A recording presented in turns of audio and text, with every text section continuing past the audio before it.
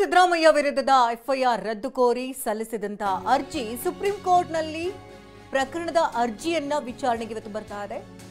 ನ್ಯಾಯಮೂರ್ತಿ ಋಷಿಕೇಶ್ ರಾಯ್ ಹಾಗೆ ನ್ಯಾಯಮೂರ್ತಿ ಪ್ರಶಾಂತ್ ಕುಮಾರ್ ಮಿಶ್ರಾ ಪೀಠ ಮುಖ್ಯಮಂತ್ರಿ ಸಿದ್ದರಾಮಯ್ಯ ಪರ ಕಪಿಲ್ ಸಿಬಲ್ ವಾದವನ್ನ ಮಾಡ್ತಿದ್ದಾರೆ. ಕೈ ನಾಯಕರ ಪರ ಕಪಿಲ್ ಸಿಬಲ್ ಅಭಿಷೇಕ್ ಮನು ಸಿಂಘ್ವಿ ವಾದವನ್ನ ಮಾಡ್ತಿದ್ದಾರೆ. ಪ್ರತಿಭಟನೆಯಲ್ಲಿ ಕಾಂಗ್ರೆಸ್ ನಾಯಕರು ಕೂಡ ಆ ಸಂದರ್ಭದಲ್ಲಿ ಭಾಗಿಯಾಗಿದ್ರು. ಈಶ್ವರಪ್ಪನವರ ಪ್ರತಿಭಟನೆಯಲ್ಲಿ ಅದೊಂದು ಶಾಂತಿಯುತ ಪ್ರತಿಭಟನೆಯಾಗಿತ್ತು ಅಂತ ವಾದವನ್ನ ಮಂಡಿಸ್ತಾ ಇದ್ದಾರೆ.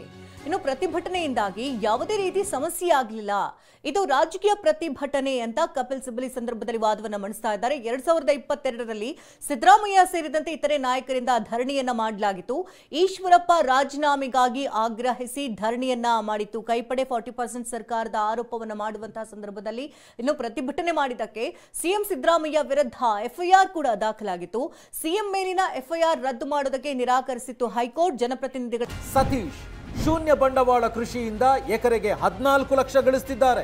ನೀವು ಕೂಡ ಅವರಿಂದ ಕಲಿಬೇಕಾ? ಅವ್ರ ಜೊತೆ ವಿಡಿಯೋ ಕಾಲ್ ನಲ್ಲಿ ಮಾತಾಡಬೇಕಾ? ಈಗಲೇ ಫ್ರೀಡಮ್ ಆಪ್ ಡೌನ್ಲೋಡ್ ಮಾಡಿ. ಕೋರ್ಟ್ಗೆ ಹಾಜರಾಗುವಂತೆ ಕೋರ್ಟ್ ಸೂಚನೆಯನ್ನು ಕೊಟ್ಟಿತ್ತು. ಅದನ್ನ ಪ್ರಶ್ನಿಸಿ ಸುಪ್ರೀಂ ಕೋರ್ಟ್ ಮೆಟ್ಟಿಲೇರಿದ್ರು ಸಿದ್ದು. ಇದೀಗ ಅದರ ಅರ್ಜಿ ವಿಚಾರಣೆ ಬರ್ತಾ ಇದೆ. ನಮ್ಮ ದೆಹಲಿಯ ಪ್ರತಿನಿಧಿ ಹರೀಶ್ ಈ ಬಗ್ಗೆ ಹೆಚ್ಚಿನ ಮಾಹಿತಿಯನ್ನು ನೀಡುತ್ತಾರೆ ನೇರ ಸಂಪರ್ಕದಲ್ಲಿ. ಹರೀಶ್, ಸಿದ್ದರಾಮಯ್ಯ ವಿರುದ್ಧದ ಎಫ್ಐಆರ್ 2022ರ ಪ್ರತಿಭಟನೆ ಸಂಬಂಧಪಟ್ಟ ಹಾಗೆ ಏನೀಗ ಸದ್ಯಕ್ಕೆ ವಾದ ಪ್ರತಿವಾದ ನಡೀತಾ ಇದೆ, ಸದ್ಯದ ಅಪ್ಡೇಟ್ ಏನಿದೆ ಅಂತ ವಿಚಾರಕ್ಕೆ ಸಂಬಂಧಪಟ್ಟ ಹಾಗೆ ಹರೀಶ್?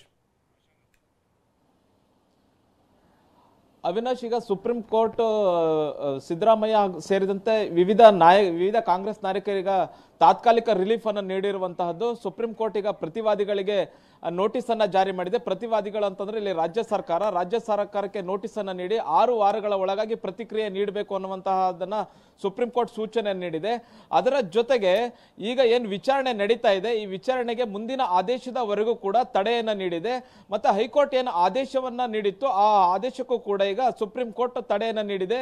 ಇದರಿಂದ ಸಿಎಂ ಸಿದ್ದರಾಮಯ್ಯ ಸೇರಿದಂತೆ ವಿವಿಧ ಕಾಂಗ್ರೆಸ್ ನಾಯಕರಿಗೆ ಇದರಿಂದ ರಿಲೀಫ್ ಸಿಕ್ಕಂಗಾಗಿದೆ. ಸಿದ್ದರಾಮಯ್ಯ ಅವರ ಪರ ಮತ್ತೆ ವಿವಿಧ ಕಾಂಗ್ರೆಸ್ ನಾಯಕರ ಪರ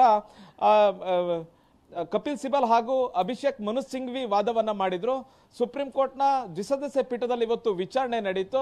ಪ್ರತಿಭಟನೆ ನಡೆಸುವಂತಹದ್ದು ನಮ್ಮ ಹಕ್ಕು. ಅಂದ್ರೆ ಈಶ್ವರಪ್ಪ ಅವರ ವಿರುದ್ಧ, ಅವತ್ತಿನ ಸಚಿವರಾದಂತಹ ಈಶ್ವರಪ್ಪ ಅವರ ವಿರುದ್ಧ ಒಂದು ಪ್ರತಿಭಟನೆಯನ್ನ ಬೆಂಗಳೂರಿನಲ್ಲಿ ಹಮ್ಮಿಕೊಳ್ಳಲಾಗಿತ್ತು. ಸಿಎಂ ಅವರ ಅಂದಿನ ಸಿಎಂ ಆಗಿದ್ದಂತಹ ಬಸವರಾಜ ಬೊಮ್ಮಾಯಿ ಅವರ ನಿವಾಸದವರೆಗೆ ಮೆರವಣಿಗೆ ಕೂಡ ಹಮ್ಮಿಕೊಳ್ಳಲಾಗಿತ್ತು. ಆ ಮೆರವಣಿಗೆಯಲ್ಲಿ ಸಾರ್ವಜನಿಕರಿಗೆ ತೊಂದರೆ ಆಗಿದೆ, ಮತ್ತೆ ಇವರು ಘೋಷಣೆ ಕೂಗುವಾಗ ಸಾರ್ವಜನಿಕರಿಗೆ ತೊಂದರೆ ಆಗಿದೆ. ಇದರಿಂದ ಸೆಕ್ಷನ್ 144 ಅನ್ನ ಇವ್ರ ಮುಂದೆ ದಾಖಲಿಸಲಾಗಿತ್ತು.